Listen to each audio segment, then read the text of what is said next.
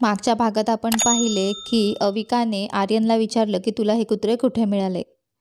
त्यावर तो म्हणतो, मी बेंगळुरूला एका मीटिंगसाठी गेलो होतो, तेव्हा एका वर्तमानपत्रात यांच्याबद्दल वाचलं. तो म्हणाला, त्यांची आई एका मोठ्या औषध कंपनीने प्रयोगासाठी वापरली होती. खरं तर बऱ्याच कुत्र्यांवर प्रयोग झाले होते आणि त्यातले बहुतेक वाचलेच नाहीत. तिच्या पोटातले काही पिल्लं मरून गेली, फक्त 2च जगले होते. कोणी त्यांना दत्तक घ्यायला तयार नव्हतं, कारण लोकांना भीती वाटत होती की काही केमिकल्स त्यांच्या शरीरात असतील का, आणि जर कोणी घेतलं नाही तर त्यांना पुट टू स्लीप करावं लागणार होतं. म्हणून मी त्यांना आणलं, तो म्हणाला आणि पाण्याकडे पाहत राहिला. कोणत्याही प्रकारचा छळ तो आर्यनच्या स्वभावाला कधीही मान्य नव्हता, आणि विशेषतः जे प्राणी बोलूही शकत नाहीत त्यांच्यावर अन्याय हे त्याला विशेष चिडवत असे. पुट टू स्लीप म्हणजे? अविकाने विचारलं, शब्दाचा अर्थ न समजून. तिला या प्राण्यांवर झालेला अन्याय ऐकून खूप वाईट वाटलं. फक्त माणसांच्या फायद्यासाठी दुसऱ्या जातींवर असे प्रयोग, हक्क कुणाचा? तिच्या मनात पहिल्यांदा संतापाचा उगम झाला. ज्या प्राण्यांना आवाजच नाही त्यांच्यावर अन्याय. त्यांना इंजेक्शन देऊन वेदनाशिवाय मृत्यू दिला जातो. आर्यनने सपाट सुरात उत्तर दिलं. अविकाला धक्का बसला होता. तिने तिच्या पायाशी निवांत पडलेल्या त्या 2 कुत्र्यांकडे पाहिलं. ते किती जिवंत, उत्साही, प्रेमळ वाटत होते. ते प्रशिक्षित श्वान होते आणि गरज पडली तर मारायलाही समर्थ असतील, पण त्यांचा मृत्यू, तोही अशा निर्विकार पद्धतीने. अविकाच्या सौम्य स्वभावाने तिला हे विचारही सहन होईनात. तिला आर्यनच्या आवाजातला राग ऐकू आला होता आणि तिला आनंद झाला की त्याने त्यांना इथे आणलं, त्यांना जगण्याची संधी दिली, आणि ते दोघंही आज किती मस्त जीवन जगत होते. या सगळ्यातून तिला आर्यनबद्दल एक वेगळीच जाणीव झाली. त्याच्या खड्या रागीट वागण्यामागे एक सहृदय, दयाळू माणूस होता. एक असं व्यक्तिमत्व जे अन्याय होताना गप्प बसणारं नव्हतं. तो हुशार होता आणि विचारपूर्वक निर्णय घेणारा. आजकाल हे गुण किती दुर्मिळ झाले आहेत ना. आर्यनने तिच्या चेहऱ्यावर आलेला तो भयभीत भाव पाहिला. तिलाही त्या मुक्या प्राण्यांवर झालेला अन्याय जाणवला होता आणि ती अश्रूंनी भरलेल्या डोळ्यांनी त्यांच्यासाठी हळवी झाली. त्या कुत्र्यांपासून भीती वाटूनही तिचं हृदय त्यांच्या वेदनेपुढे हेलावलं होतं. पण हेच हळवे मन तिला तेच लोक जे तिचा फायदा घेत होते त्यांना नाही म्हणण्याची हिंमत देत नव्हतं. ते ठीक आहेत अविका, आर्यन म्हणाला तिला दिलासा देत. मी त्यांची पूर्ण तपासणी करून घेतली आहे. त्यांच्या शरीरात कोणतेही केमिकल्स नाहीत आणि ते दोघं खूप चांगले आहेत, तो म्हणाला, आणि तिला थोडंसं असताना पाहून त्याला हायसं वाटलं. मला आनंद आहे की तू त्यांना मिळालास, अविका म्हणाली, आणि मला माफ कर, ती हळू आवाजात म्हणाली. आर्यन भुवया उंचावून तिच्याकडे बघू लागला. ती माफी का मागत होती? तिचा या सगळ्यात काहीच दोष नव्हता. खरं तर त्यालाच तिच्याजवळ माफी मागायला हवी होती, ज्या प्रकारे त्याने तिच्याशी वागणं केलं होतं. पण त्याला तिचा विचार करण्याची पद्धत समजून घ्यायची होती. तू माफी का मागतेस? त्याने उत्सुकतेने विचारलं. कारण मी अशा समाजाचा भाग आहे ज्याला अशा अन्यायाचा त्रास होत नाही, आणि वर म्हणतो की हे सगळं मानवी आहे, ती भावनांनी ओथंबून म्हणाली. हा तिचा पहिलाच असा भावनिक व्यक्त होणं होतं. त्या आवाजात त्याला थोडा रागही जाणवला. त्याने तिच्याकडे बारकाईने पाहिलं. ती खरंच अस्वस्थ वाटत होती आणि ती याचा भाग नसूनही तिला इतकं लागत होतं. त्याला आश्चर्य वाटलं. हीच मुलगी जी स्वतःसाठी कधी आवाज उठवत नाही, इतर लोकांच्या अपमानास मुकाटपणे सहन करते, ती आज त्या प्राण्यांसाठी उभी राहत होती ज्यांची तिला भीती वाटायची. त्यांना याबाबत काहीच सांगता येत नाही, तो म्हणाला. माझंही तेच म्हणणं आहे, ती म्हणाली, आणि म्हणूनच ते अजूनच अन्यायकारक वाटतं, ती म्हणाली आणि दुसरीकडे नजर वळवली. अविकाला जणू एखाद्या अशा अन्यायाची जाणीव झाली होती जिथे तुमचं स्वतःच्या आयुष्यावर काही नियंत्रण नसतं, जिथे इतर लोक तुमच्यावर आपली इच्छा लादतात आणि तुम्ही फक्त निमूटपणे ते सहन करत राहता. यामुळे आर्यन विचारात पडला. कदाचित ती इतकी कमकुवतही नव्हती. जर ती चुकीचा आणि बरोबर यातला फरक समजू शकत होती तर ती समजदार होती. कदाचित अजून तिला उभं राहायचं कारण सापडलं नव्हतं. अजून तरी आर्यन तिला पुढे ढकलून पाहू शकत होता. तिला विचारू शकत होता की तिच्यामध्ये काय काय अन्यायकारक होतं, पण त्याआधी त्याला तिच्याजवळ माफी मागायला हवी होती. त्याने एक दीर्घ श्वास घेतला. कालच्या गोष्टीबद्दल बोलायचं होतं, आर्यन शांतपणे म्हणाला. मला तुझी माफी मागायची आहे, तो म्हणाला. तिने काही बोलण्याआधीच. मला माहीत होतं की यात दोष तुझा नव्हता, पण तरी मी तुला दोष दिला, त्याने ते मान्य करत म्हटलं. माफ कर. त्याचा स्वर हलकासा ताणलेला होता. अविकाने त्याच्याकडे फक्त पाहिलं. तिला समजलं हे बोलायला त्याला किती मेहनत लागली असेल. जणू कोणी त्याच्यावर बंदूक ठेवली आणि बोलायला लावलं असावं, असा काहीसा आवाज होता त्याचा. ती हसू लागली. खूप दिवसांनी पहिल्यांदाच एक खरंखुरं हसू. तुला माफी मागायची गरज नाही, ती हलक्या फुलक्या स्वरात म्हणाली. तू बरोबर होतास. आपल्याला अधिक सावधगिरी बाळगायला हवी होती. खरं तर आम्हाला तिथे जायलाच नको होतं. ती चूक होती, ती म्हणाली आणि आपल्या हातांकडे पाहायला लागली. आणि मला माहीत आहे की तू रागावलास कारण तुला काळजी होती, ती म्हणाली. आर्यन तिच्याकडे पाहत राहिला. तिचं हसणं तिच्या चेहऱ्यावर जणू प्रकाश पसरवून गेलं होतं. तिच्या डोळ्यात ऊब होती, एक नितळ चमक. त्याला मिहिकाची आठवण झाली, जिच्या चेहऱ्यावर नेहमीच असं हसू असायचं. पण अविकाचं? ती असं हसतच का नसे? काय तिला थांबवत होतं? कधीकधी त्याला तिच्या आत एक साधी सामान्य मुलगी दिसायची, पण नेहमी ती त्या गंभीर, थोडीशी गोंधळलेली व्यक्तिमत्वात लपून बसायची. काय एवढा रस वाटतोय मला? आर्यनने स्वतःलाच विचारलं. ठीक आहे, निदान त्याने माफी मागितली होती आणि त्याला बरं वाटत होतं. तिने समजून घेतलं हे अधिक सुखावह होतं. तू इतकी क्षमाशील का आहेस? त्याने विचारलं. ती गोंधळली. राहू दे, त्याने लगेचच म्हटलं. तू बोल्डर्सवर बसायला जात होतीस ना? हो, अविका म्हणाली. ठीक आहे, तो म्हणाल्या. घसरणाऱ्या दगडांपासून जप, ती मान हलवत म्हणाली. बाय. आणि हळूहळू त्याच्या बाजूने जाऊन मोठ्या दगडांवर चढली. तो तिच्याकडे पाहत राहिला आणि मग डोकं हलवत घराकडे वळला. त्याच्या बोटांच्या चकाऱ्यावर दोघे कुत्रे आडस भरून त्याच्या मागे लागले. आर्यन दरवाजातून आत शिरण्याआधी एकदा मागे वळून पाहिलं. ती अजूनही तिथे बसलेली होती. एक वेगळंच मिश्रण होती ती, आणि ती हळूहळू त्याच्या आयुष्यात एक कुतूहलाचा भाग बनत होती. तो आत गेला, त्याच्या सामानाची आवरावर करायला. त्याला दुसऱ्या दिवशी दिल्लीत जायचं होतं. एक महत्त्वाच्या संध्याकाळची मीटिंग होती. त्यानंतर किमान आठवडाभर त्याला तिथेच राहावं लागणार होतं. म्हणजे पुन्हा तिची भेट आठवडाभरानंतरच. मिहिकाने त्याला सांगितलं होतं की अविका सोमवारपासून शाळेत इंटर्नशिपला सुरुवात करत होती. म्हणजे तीही व्यस्त असणार होती. पण आर्यनला कल्पनाही नव्हती की पुढचे 7 दिवस त्याच्या आयुष्यात वादळ घेऊन येणार होते. काही गोष्टी अनपेक्षित असतील, तर काही अगदीच नकोशा. त्याच्या आयुष्यातला तो शांत, परिचित ताल तुटून जाणार होता, आणि आर्यन त्या धक्क्यासाठी अजिबात तयार नव्हता. ध्रुव शांतपणे विचारांच्या गर्तेत बसलेला होता. त्याच्या मनात गुरुवारी रात्री अविकासोबत झालेल्या संवादाची आठवण पुन्हा जागी झाली. ते दोघं अभ्यासिकेत होते. जुनी पुस्तकं आणि टेबल लॅम्पच्या मंद प्रकाशाने भरलेली होती, जिथे जुन्या कागदांचा वास आणि एक प्रकारची शांतता होती. अविकाचे शब्द अजूनही त्याच्या मनात घुमत होते, मृदू आवाजात, प्रामाणिकपणे व्यक्त केलेले. ती पूर्णपणे मोकळी झाली होती. मनातलं सगळं त्याच्यासमोर मोकळं केलं होतं, अत्यंत प्रामाणिकपणे. ध्रुव तिच्या त्या नम्रतेने, सहृदयतेने थक्क झाला होता. तिच्या प्रत्येक शब्दात इतरांविषयीची काळजी जाणवत होती. ती खऱ्या अर्थाने समजूतदार मुलगी होती. पण एक गोष्ट त्याला अजूनही आश्चर्यचकित करत होती. ती काहीतरी पाहून गेली होती, जे तो आणि मीही काही लक्षात घेऊ शकले नव्हते. रोशनीचा उद्धटपणा, तिचं वारंवार ध्रुवकडे दुर्लक्ष करणं, या सर्वांवरून कधीच असं वाटलं नव्हतं की तिला त्याच्याविषयी काही वाटतं. पण ध्रुवसाठी रोशनी ही केवळ एक क्षणिक आकर्षण नव्हती. ती एक अशी मुलगी होती जिच्यासोबत तो आयुष्य घालवू शकतो. ती अजून तरुण होती आणि त्याला तिचं शिक्षण पूर्ण करावं, तिच्या इच्छा पूर्ण कराव्यात असं वाटायचं. आणि जेव्हा ती स्थायिक व्हायची तयारी करेल तेव्हा तिने त्याचाच विचार करावा हे त्याचं स्वप्न होतं. खूप लोकांना हे विचित्र वाटेल, कारण ती त्याच्यापेक्षा 5 वर्षांनी लहान होती.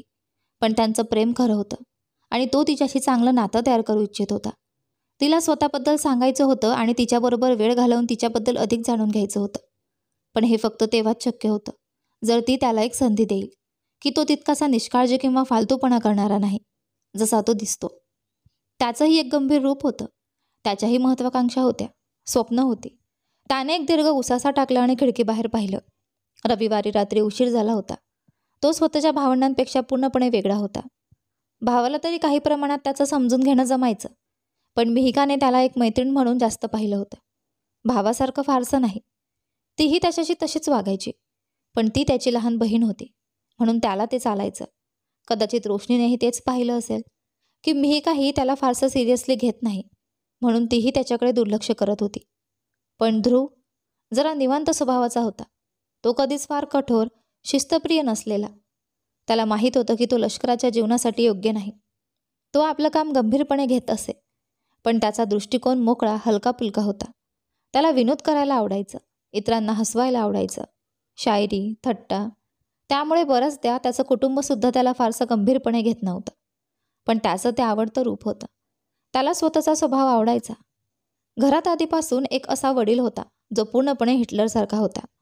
भाऊजी सतत गंभीर, क्वचितच हसणारा आणि आई जी सगळ्यांच्या त्यांना चौकटीत ठेवण्यात मग्न असायची. तर असा कोणीतरी लागणारच ना, जो या सगळ्या वातावरणात थोडा हसवेल, थोडं हलकं करेल. तोच होता तो. मिहिका देखील आनंददायी होती, पण ती अजून स्वतःचा मार्ग शोधत होती. ती अजून खूप लहान होती.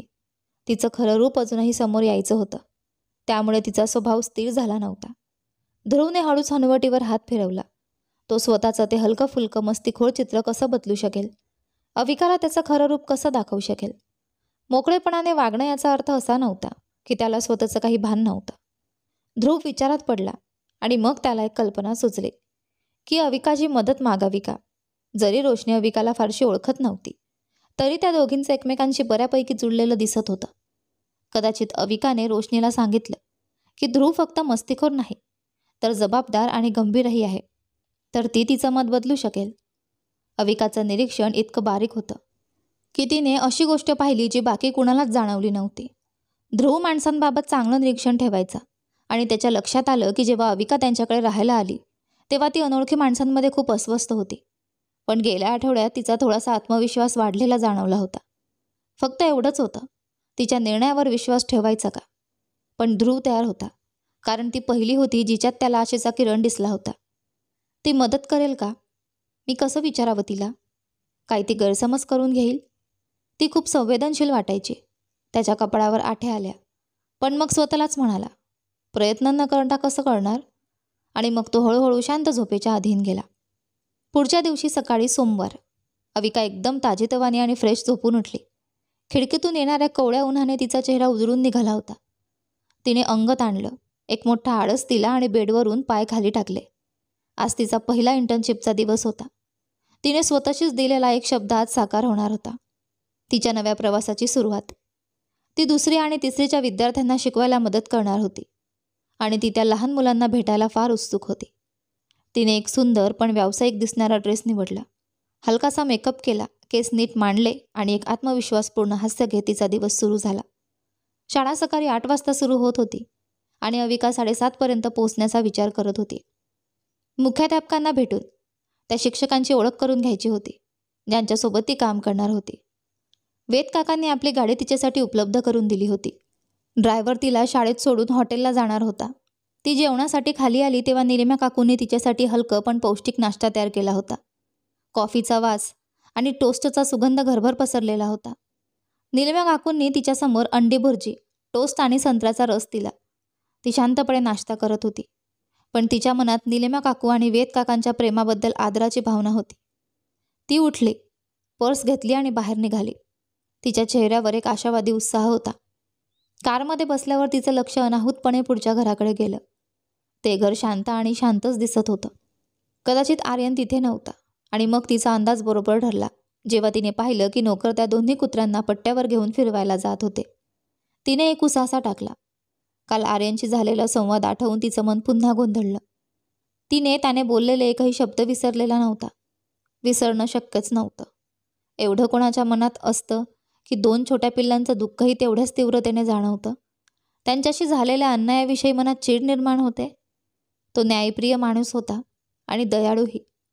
फक्त तो ते दाखवत नसे, किंवा कदाचित त्याची दयाळूपणाची पद्धत वेगळी होती जी बऱ्याचदा लोक समजूनच घेत नाहीत. तो आपल्या लोकांसाठी काळजी करत होता, अगदी जेवढं ओळखीचे असतील तेवढंही. तो मदतीसाठी पुढेही यायचा. मग तो वडिलांशीच का जुळवून घेऊ शकत नव्हता. वेद काका कडक होते. काही गोष्टी त्यांच्या ठरलेल्या दृष्टिकोनातूनच पाहायचे, पण त्यांच्या इतर मुलांना ते त्रासदायक वाटत नव्हतं. म्हणजे हे त्यांच्यातल्या वादाचं खरं कारण नसेल. जरी मिहिकाने काहीतरी सांगितलं होतं की आर्यनने वेगळी कारकीर्द निवडल्यामुळे वाद झाला, तरी आर्यननेच तिला आधी सांगितलं होतं की पूर्ण माहिती नसताना अंदाज लावू नको. पण तिला काळजी वाटत होती का हे तिलाही माहीत नव्हतं. ती अजून त्यांच्या कौटुंबिक गोष्टींपासून स्वतःला थोडं दूरच ठेवू पाहत होती. पण त्या सगळ्यांनी तिच्यासोबत जो आपुलकीचा आणि प्रेमाचा व्यवहार केला होता, त्याच्या बदल्यात ती काहीतरी करू शकली तर ती नक्कीच करणार होती. अविकाने खोल श्वास घेतला आणि आपल्या गुंतागुंतीच्या विचारांवर एक उसासा टाकला. मला खरोखर मदत करायची असेल तर आधी सध्या काय आहे हे समजून घ्यायला हवं, असा विचार करत ती गाडीमधून उतरली आणि शाळेत शिरली.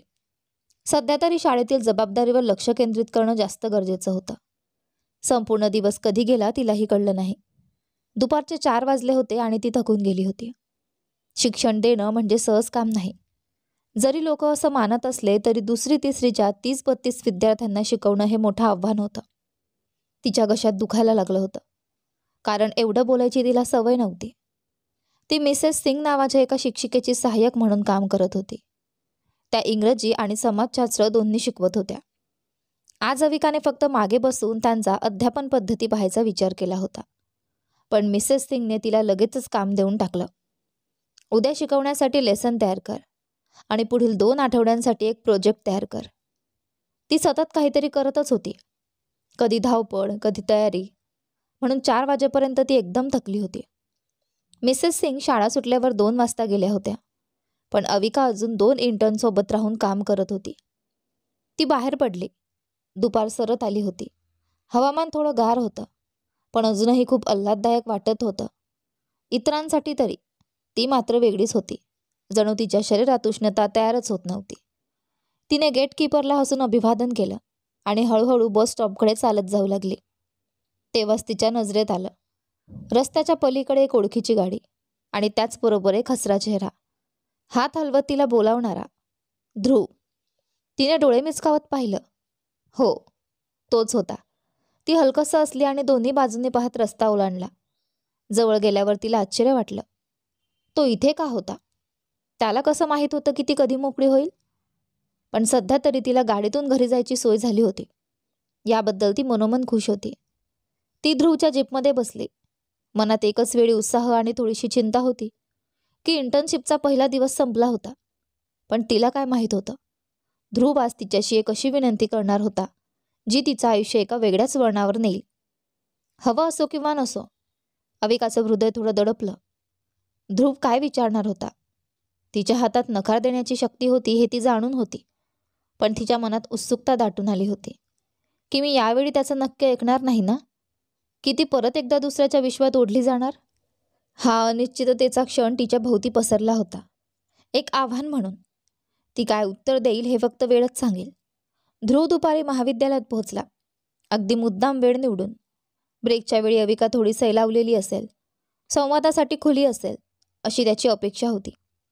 त्याचं एका विशिष्ट विषयावर तिच्याशी बोलायचं होतं, पण त्यासाठीच ही अचानक भेट घडवणं त्याचं उद्दिष्ट होतं. पण त्यालाच कसं माहीत नव्हतं की आजपासून अविकाची इंटर्नशिप सुरू झाली आहे. पण त्याला फारसं काही वाटलं नाही.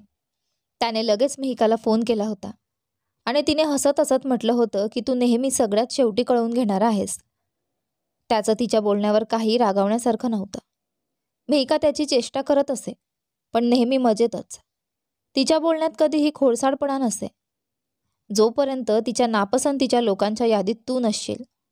कारण एकदा का तिच्या मनात एखाद्याबद्दल नकारात्मक भावना आली तर ती अगदी आर्यनसारखी वागू शकायची.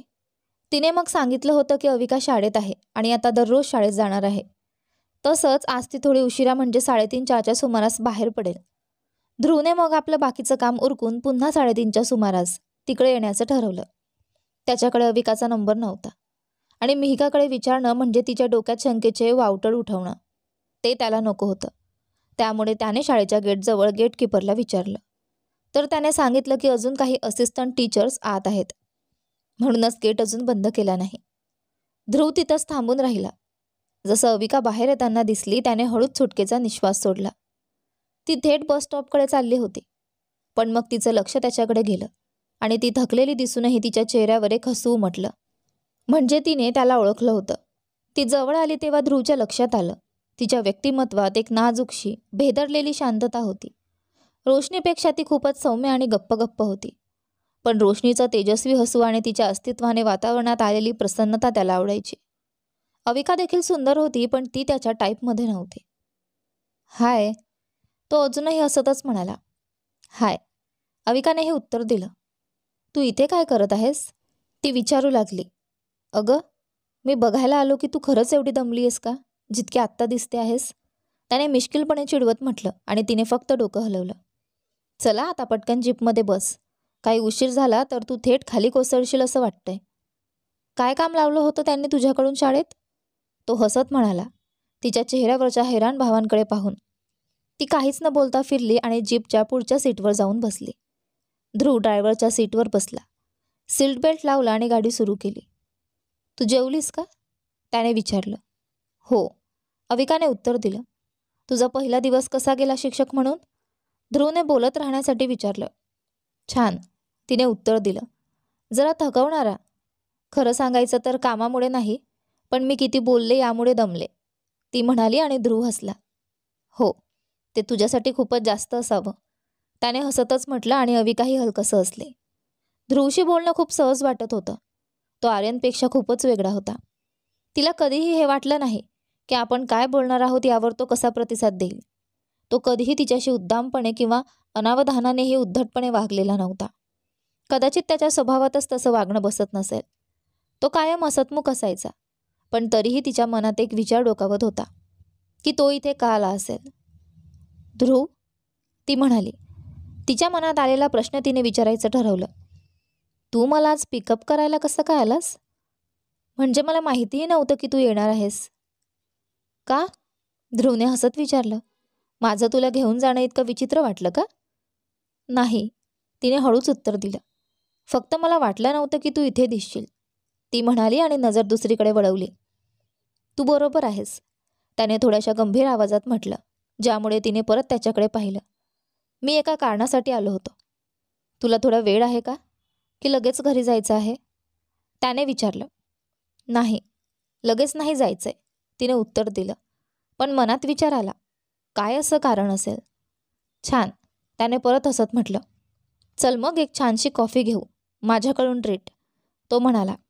अविकाने काही उत्तर दिलं नाही. ती फक्त खिडकीतून बाहेर पाहत राहिली. त्यांच्यात काहीही साम्य नव्हतं किंवा काहीतरी असं नव्हतं की त्याला तिच्याशी बोलावंसं वाटेल. ते एकमेकांना फारसं ओळखतही नव्हते आणि तिला तसं फारसं आवडायचंही, कारण त्यामुळे ती जरा निर्धास्त राहू शकत होती. तिला स्वतःबद्दल संकोच वाटायचा नाही, ना ती अडखळायची. तिला माहीत नव्हतं की तो तिला कुठे घेऊन जात होता, पण तरीही तिला खात्री होती की तो तिचं काही वाईट करणार नाही. काही वेळाने त्याने गाडी एका छोट्या कॅफेजवळ थांबवली. ती खाली उतरली आणि आजूबाजूला नजर फिरवली. काही परदेशी पर्यटक तिथे कॉफी पित होते आणि सँडविच खात होते. हे कॅफे एका जर्मन माणसांचं आहे, ध्रुव तिला सांगत होता. पण तो इतका भारतीय आहे की विचारू नकोस, तो हसून म्हणाला आणि तिला आत जायची खूण केली. अविका त्या छोट्याशा जागेत उत्सुकतेने आत शिरले. तिथे खूप पर्यटक होते. काउंटरवर 2 गोरे कर्मचारी होते आणि बाकी सगळी टीम भारतीय होती. कॅफेच्या बाहेर एक छोटी बसायची जागा होती, जिथून थोडं पुढे नदीचं सुंदर दृश्य दिसत होतं. आपण बाहेर बसू का? अविकाने ध्रुवला विचारलं. नक्कीच, तो म्हणाला. तू आधी जा, मी आपल्या कॉफीची ऑर्डर देतो. गर्दी पाहता थोडा वेळ लागतो. तुला काय घ्यायचं आहे? त्याने विचारलं. हॉट कॉफी, तिने उत्तर दिलं. काहीही चालेल, ती म्हणाली आणि बाहेरच्या भागाकडे जाणाऱ्या दरवाजातून पुढे गेली. ती गेल्यावर तिला काही टेबल्स आधीच भरलेले दिसले, पण कोपऱ्यात एक मोकळा टेबल होता. ती तिथे जाऊन बसली आणि नदीच्या वाहणाऱ्या पाण्याकडे बघू लागली. त्या सौम्य पाण्याच्या आवाजाने तिच्या मनाला नेहमीसारखं शांत केलं. काही वेळातच ध्रुव तिला जॉईन करायला आला. 15 मिनिटं लागतील, तो थोडासा कुरकुरत म्हणाला. ठीक आहे, ती म्हणाली आणि थोडंसं हसले. अशा गोष्टी तुला काही फरक पडत नाहीत, तो म्हणाला. मला काही थांबायला अजिबात आवडत नाही आणि भैयालाही नाही, जर मी बरोबर सांगत असेन तर, असं म्हणत तो हसला आणि डोकं हलवलं. तू अधीर आहेस, ती म्हणाली. हो, तो म्हणाला आणि एक सुस्कारा टाकला. म्हणूनच मी तुला जे सांगायचं होतं त्याकडे येतो, तो म्हणाला. तू पहिली व्यक्ती होतीस जिने मला सांगितलं की रोशनीला कदाचित माझ्याबद्दल द्वेषाशिवाय काहीतरी वाटतं, तो काळजीपूर्वक म्हणाला. मला माहीत नाही तू काय पाहिलंस किंवा ऐकलंस, पण अविका, मला ती खूप आवडते आणि हे काही क्षणिक आकर्षण नाही. मी तिला 5 वर्षांपासून ओळखतो, जेव्हा आम्ही इथे आलो तेव्हापासून. तेव्हा ती लहान होती आणि मी फारसं लक्ष दिलं नाही, कारण माझं लक्ष माझ्या कामात आणि माझ्या वयाच्या मुलींमध्ये होतं. पण कधी आणि कसं ती माझ्या मनात घर करून गेली हे मलाही समजलं नाही.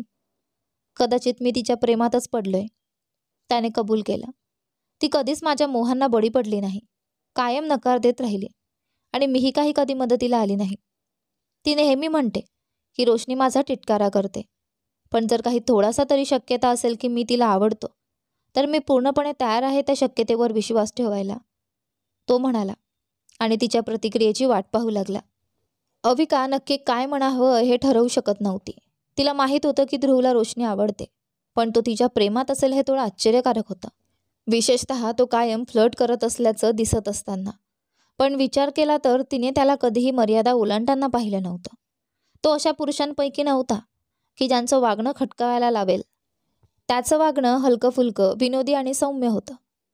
तू तिला कधी सांगितलंस का की तू तिच्याबाबत खरंच गंभीर आहेस? अविकाने विचारलं. तुला वाटतं का की मी असं काही करू? ध्रुवने धक्का बसल्यासारखं तोंड करून विचारलं. मी जर तिला माझं प्रेम बोलून दाखवलं तर ती माझ्याकडे बघणंही बंद करेल, तो म्हणाला आणि डोकं हलवू लागला. नाही, माझा अर्थ रोशनी नाही, मिहिका, अविकाने स्पष्ट केलं. तू मिहिकाला सांगितलंस का की तू रोशनीबद्दल खरंच सिरियस आहेस? कदाचित ती तुझी मदत करेल. मिहिका, ध्रुवने असं म्हणाला, जसं अविकाने काहीतरी विचित्र बोललं असावं. अविका, तू इथे आठवड्याभराहून जास्त राहिलेली आहेस. तुला वाटतं मिहिका माझी मदत करेल? ती माझी थट्टा करेल आणि पूर्ण मनालीभर सांगत फिरेल की मी रोशनीच्या प्रेमात आहे. ती माझी कधीही मदत करणार नाही. मी तिला खूप प्रेम करतो. ती माझी लाडकी बहीण आहे. पण नाही, ती मदत करणार नाही हे मी नक्की सांगतो. ती रोशनीशी फारच एकनिष्ठ आहे. का? अविकाने गोंधळून विचारलं. ती मला बहुतेक वेळा गंभीरपणे घेत नाही, ध्रुवने तक्रार केली. आणि कदाचित त्याला मी काही अंशी जबाबदार आहे. पण माझ्या हलक्या फुलक्या स्वभावामुळे तिला आणि रोशनीला माझ्याबाबत काही ठाम समज बनलेले आहेत. त्यामुळे मिहिका मदत करणार नाही आणि रोशनी मला कधीही गंभीरपणे घेणार नाही, त्याने थकलेल्या आवाजात सांगितलं. तेवढ्यात त्याची ऑर्डर आली आणि ध्रुवने वेटरचे आभार मानले. वेटर निघून गेल्यावर त्याने अविकासमोर तिची कॉफी ठेवली. अविकाला जाणवलं, ठाकूर कुटुंबाशी ओळख झाल्यापासून ती कॉफी जास्त प्यायला लागली होती, जेव्हा की ती मूळतः चहाची शौकीन होती. मग मी तुला नक्की मदत कसं करू शकते? अविकाने गोंधळून विचारलं. याचं सरळ उत्तर नाही आहे अविका, ध्रुव विचारात गुंतलेल्या सुरात म्हणाला. पण आधी मला हे जाणून घ्यायचं आहे की तुला खरंच खात्री आहे का की रोशनीला माझ्याबद्दल थोडं तरी काही वाटतं? त्याने विचारलं. यानंतर पुढे काय होतं ते पहा आपल्या या कथेच्या पुढच्या भागांमध्ये. पण तोपर्यंत तुम्हाला आजचे दोन्ही भाग कसे वाटले कमेंट करून नक्की सांगा. तुम्ही चॅनलवर नवीन असाल तर सबस्क्राईब करा आणि हो, नोटिफिकेशन बेल नक्की दाबा जेणेकरून येणाऱ्या पुढील व्हिडिओची अपडेट तुम्हाला सर्वात आधी मिळेल. धन्यवाद.